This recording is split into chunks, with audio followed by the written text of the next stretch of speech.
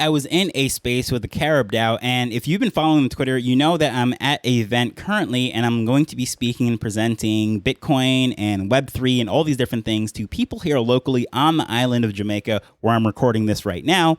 But the question that came up in that space was, what exactly is a DAO? We're going to dive into that today and explain what that is, because there's a lot of definitions and it's all over the place. Hello, I'm Taj, digitally known as Tropic Vibes, the host of Nifty Business, where we highlight NFTs and explore Web 3.0 as we move from pure speculation to creating real-world value.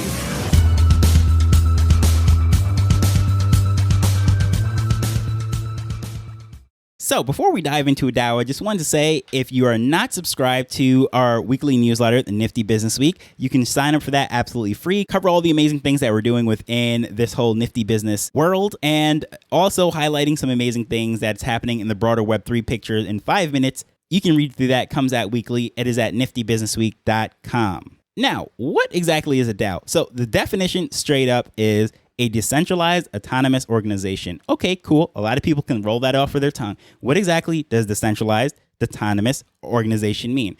I don't want to be one of those people that uses the definition of the word within the definition, but a way of organizing an organization. Now, a way of putting together a body for a particular purpose. So in the case of companies, we're talking about usually people assembled in resources for a particular mission. So a corporation, according to the law, is a person. Also, John Doe is a person. So legally, those two people have some sort of purpose, right? And they have a body. So that's where the whole organization thing comes from. Now, decentralized, we already know, like decentralized is what we're doing in crypto. There is no CEO of it. There is no headquarters, one person making all the decision.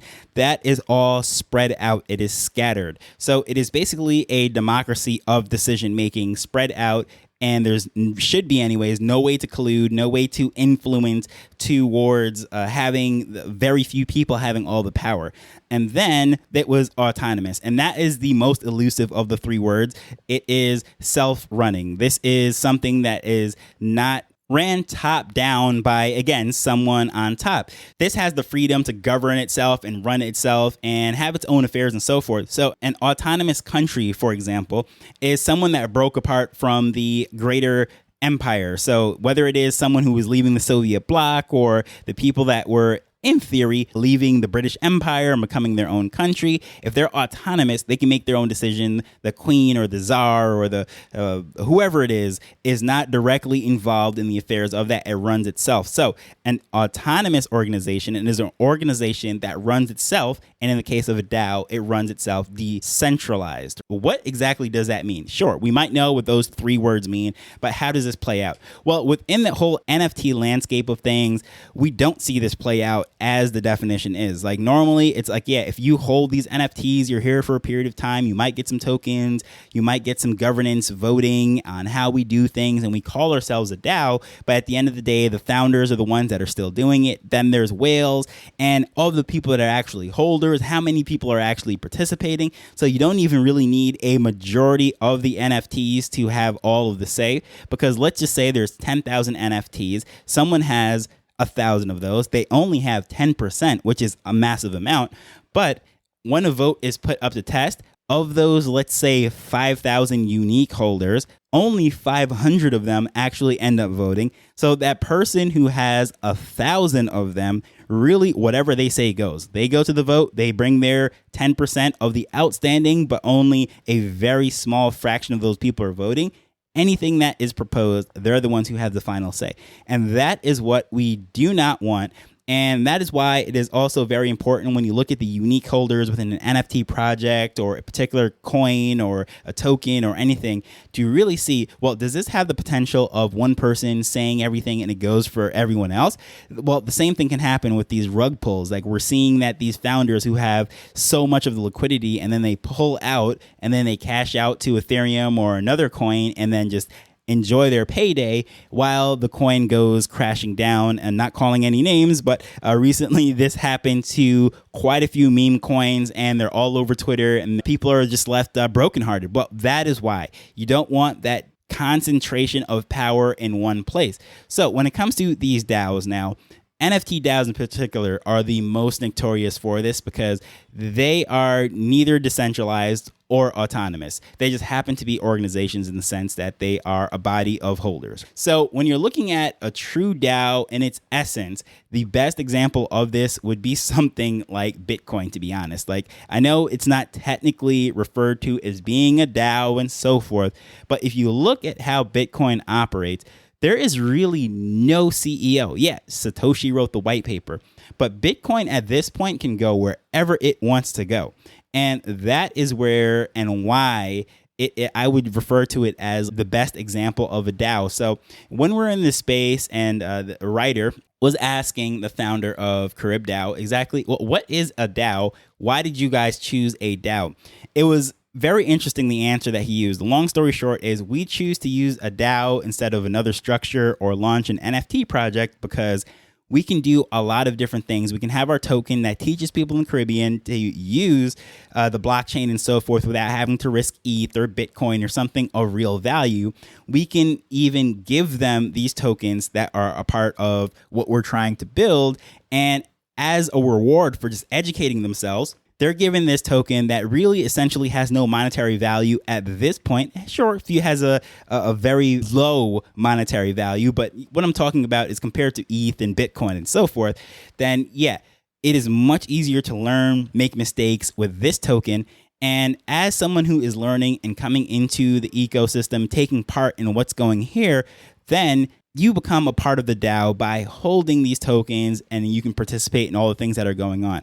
So whether that is members that are then at a future date launching their NFT projects or having their events and so forth, like we're having this free workshop and so forth. And by the way, at the point of recording this, I am not officially in the DAO. I plan to join the DAO, but I'm just letting you know, so I'm not promoting this DAO saying, hey, go check out the Carib DAO. But if you are someone who is on the island, you'll be around, sure, pop in and we're going to be teaching these workshops. But people can come into this particular DAO without spending any money, just giving the time of understanding and learning, interacting with the community and the organization. And then where it goes from there is all voted on by the people that hold the token. So in this case, you can basically get sweat equity into this organization. So you might not have any dollars to come in with, but you're able to put your time and effort into learning, interacting, showing up at events, Twitter raids, and playing games, and just doing whatever it is that is need to be done within the organization.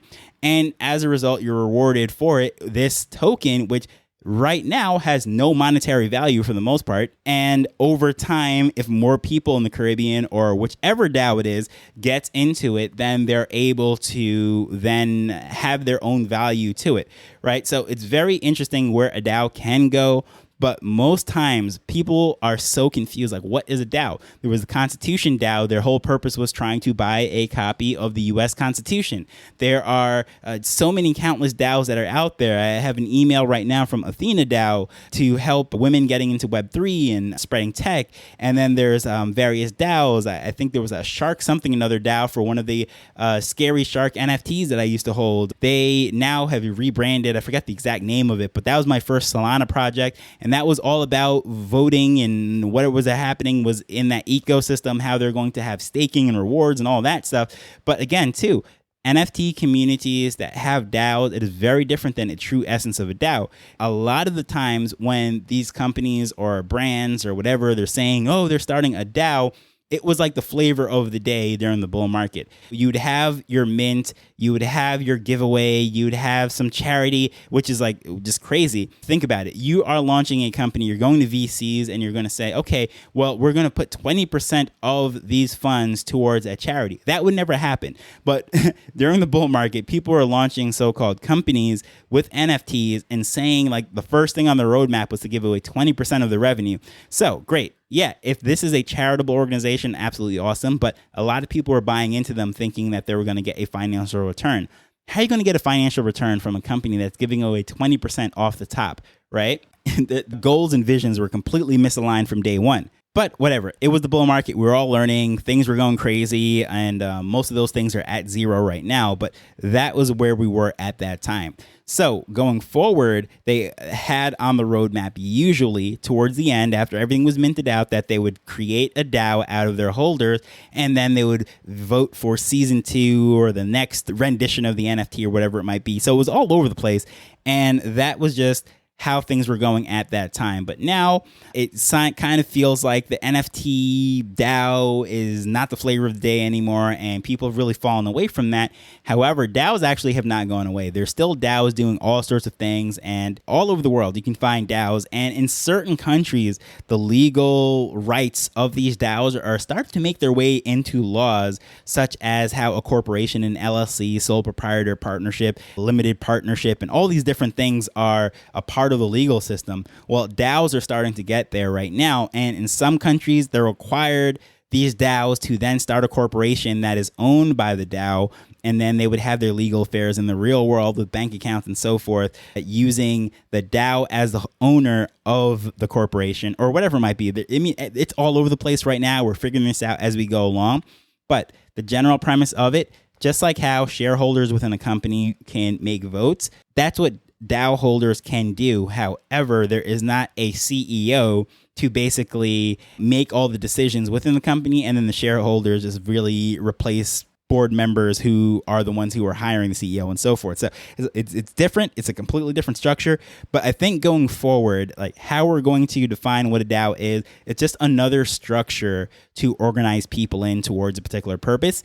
And if that is the right option for you, then okay, cool, explore that. But in most cases, it is not going to be a very efficient, it is not going to be a fast moving thing. And where it is legally, I mean, I don't know, the laws are still being written, so you could get yourself into some muddy waters. Well, are you going to be held liable for certain things? Does it have the same limited liability protections as a corporation and so forth? Those things have not been hammered out and panned out yet. So is the founder or the leader of the DAO who initially launched it the one who is then legally compliant and so forth? Like, you know, where's this all going? We don't know. So bridging it all in and say where all the stuff is relevant and what's going on here is a DAO is a very interesting structure. But when you see this thing thrown around, speak to whichever team, founder, project it is and say what exactly is happening here and what are the properties and elements of this DAO. Because a DAO to me might mean something completely different to you. So to make sure that you're on the same page of a DAO, if you're thinking of buying into one or getting involved with one, is to really understand, well, what do you mean by DAO? Don't take it for granted that you know the definitions of decentralized, autonomous, and organization, because that DAO could have neither of those elements except for it is an organization.